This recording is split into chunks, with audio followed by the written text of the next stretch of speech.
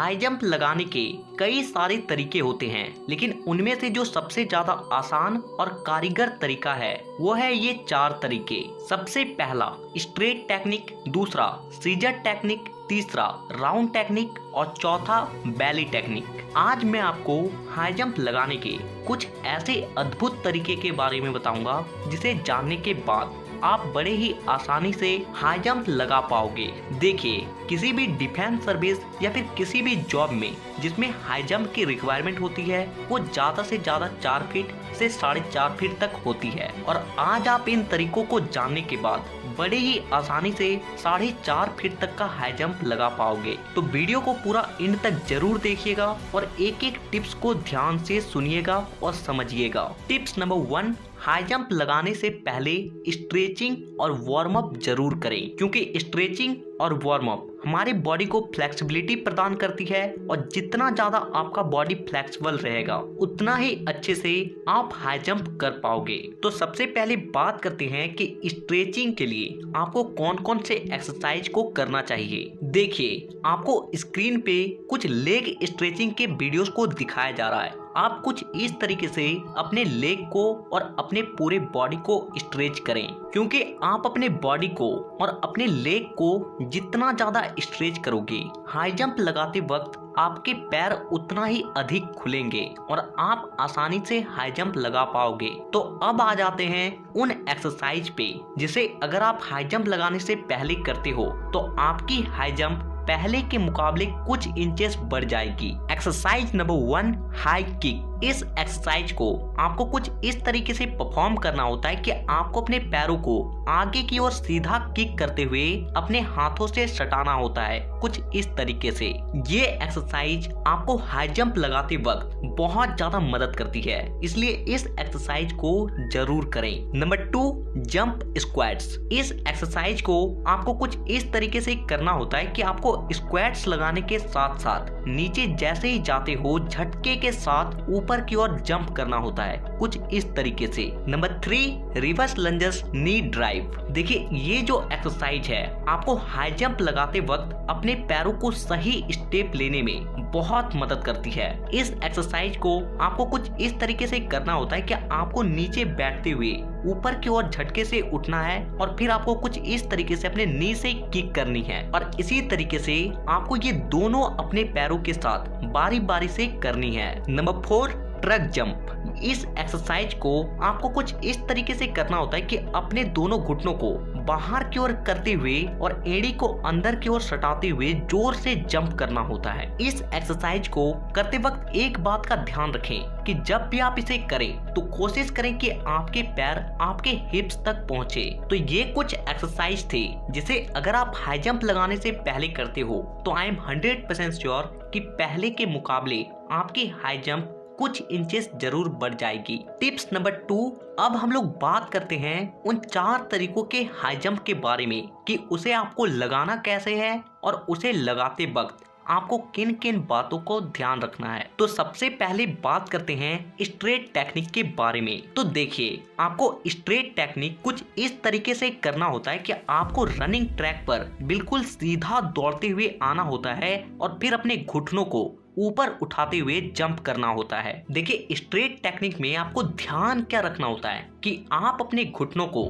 जितना ऊपर उठाओगे आप उतने ही आसानी से इसे कर पाओगे। जैसे आप वीडियो में देखिए, पहले एक पैर को उठाया गया और फिर घुटना पूरे छाती तक आया और फिर पिछला पैर थोड़ा सा कर्व कट लेते हुए वो भी छाती तक आया और फिर दोनों पैर आसानी से लैंड हो गए। ये जो टेक्निक है ये पूरे तरीके से आपके पैर और घुटने के ऊंचाई पर डिपेंड करती है, यानी कि आपका पैर जितना ऊंचा उठेगा आप उतने ही आसानी से इसे कर पाओगे। और मैंने आपको पहले ही कुछ एक्सरसाइज के बारे में बताया जिसे अगर आप करते हो तो आप अपने पैरों को काफी ज्यादा ऊंचाई तक जंप कर पाओगे। अब आते हैं हमारे दूसरी टेक्निक पे जिसे कहते हैं सीजर टेक्निक, और इस टेक्निक को अधिकांश लोग करते हैं क्योंकि ये थोड़ा सा आसान होता है दूसरे टेक्निक के मुकाबले। देखिए, सीजर टेक्निक में आपको करना क्या होता है कि आपको थोड़ा सा कर्व रनिंग करते हुए आना होता है और फिर आपको साइड से किक करते हुए अपने पैर को पाइप से ऊपर लाना होता है और फिर पिछले पैर को तेजी से किक करते हुए पाइप से पार करनी होती है। देखिए, इस टेक्निक को आपको करते वक्त एक बात का ध्यान रखना होता है कि आप जिस भी साइड से दौड़ते हुए आ रहे हो उसके सामने वाले पोल पर आपको अपना नजर लगाए रखना होता है। और दूसरी चीज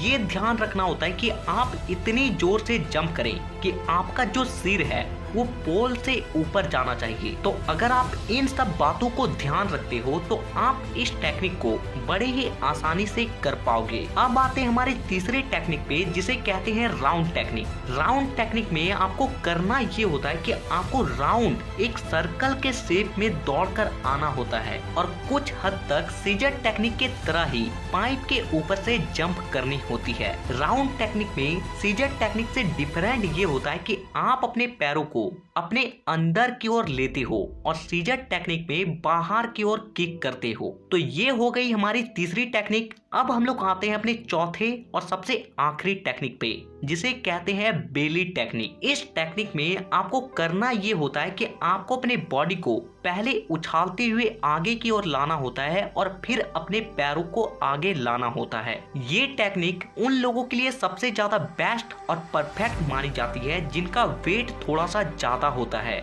जिसके वजह से वो हाई जंप नहीं लगा पाते हैं। लेकिन बेली टेक्निक को करते वक्त आपको एक बात और ध्यान रखनी है कि इस टेक्निक को आप तभी करें जब आगे रेत हो या फिर गद्दा हो, क्योंकि इस टेक्निक में गिरने के बहुत ज्यादा चांसेस होते हैं और जिससे आपकी हड्डियां भी टूट सकती है। इसीलिए इस बात का हमेशा ध्यान रखें। अब यहाँ पे आपके मन में एक सवाल आ रही होगी कि इन 4 टेक्निक में से सबसे बेहतर और बेस्ट टेक्निक कौन सी है। तो देखिए, मेरे हिसाब से जो सीजर टेक्निक है उसे सबसे ज्यादा बेस्ट माना जाता है, क्योंकि इसे करना थोड़ा सा इजी होता है। इसीलिए मैं आपको यही सजेस्ट करूंगा कि जितना ज्यादा हो सके आप सीजर टेक्निक की ही प्रैक्टिस करें। टिप्स नंबर 3, कुछ जरूरी बातें जो आपको ध्यान रखनी चाहिए। सबसे पहली बात कि आप जब भी हाई जंप करें तो एक बात का ध्यान रखें कि हमेशा डंडे से 1.5 से 2 फीट पहले ही जंप करें। इससे आपके पैर अच्छे से खुलेंगे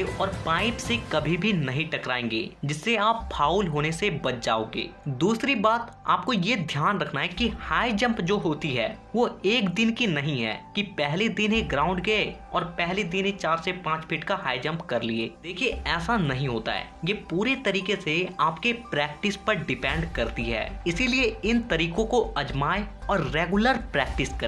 शुरुआती दिनों में पाइप की ऊंचाई थोड़ा कम रखें और धीरे धीरे उसकी ऊंचाई बढ़ाते रहें और प्रैक्टिस को अपने रेगुलर रखें। तो नीचे कमेंट में ये जरूर बताएं कि आप अगला वीडियो किस टॉपिक पर देखना चाहते हो, और इसी तरह के और भी वीडियोस को देखने के लिए चैनल को सब्सक्राइब करके बेल आइकन को दबाना बिल्कुल भी ना भूलें। तो वीडियो देखने के लिए दिल से धन्यवाद।